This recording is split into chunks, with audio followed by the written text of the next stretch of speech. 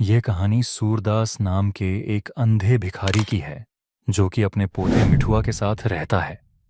लेकिन इस कहानी में कुछ और लोग भी हैं, जैसे कि भैरों और सुभागी जो कि पति पत्नी हैं, जगधर जो कि गांव का ही एक नागरिक है, और आखिर घीसू जो कि मिठुआ का दोस्त है। तो कहानी शुरू करते हैं। भैरो अपनी बीवी सुभागी को रोज शराब पीकर मारता है, जिसके बाद सुभागी मदद लेने सूरदास की झोपड़ी में चली जाती है और सूरदास सुभागी को भैरों से बचा लेता है।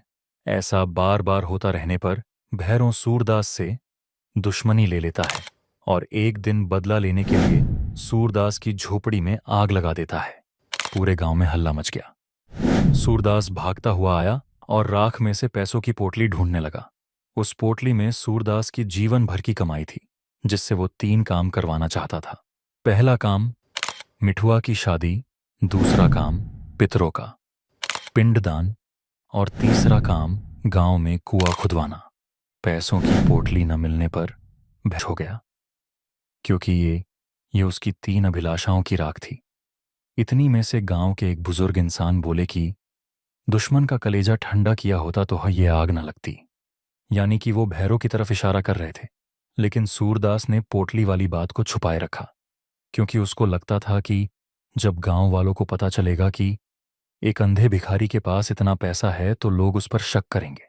गांव में एक जगधर नाम का आदमी भैरों की झोपड़ी में देखता है कि पोटली भैरों ने ही आग लगाने से पहले चुरा ली है, और वो यह बात सूरदास को बता देता है। परंतु सूरदास पोटली की बात को दबा देता है, हालांकि सूरदास को भी भैरों पर ही शक था। इन सब से सूरदास बहुत निराश हो जाता है और इतने में उसकी नज़र मिठुआ और घीसू पर पड़ती है। मिठुआ खेल में हार कर रो रहा था। इतने में घीसू बोला कि खेल में हार और जीत चलती रहती है, तुम फिर कोशिश करो। ये सब सुनकर सूरदास आत्मविश्वास से खड़ा हुआ और राख को दोनों हाथों में भर के बोला कि हम फिर झोपड़ी बनाएंगे। हजारों बार भी आग लगेगी तो 1000 बार बनाएंगे। तो ये चैप्टर पूरा हुआ।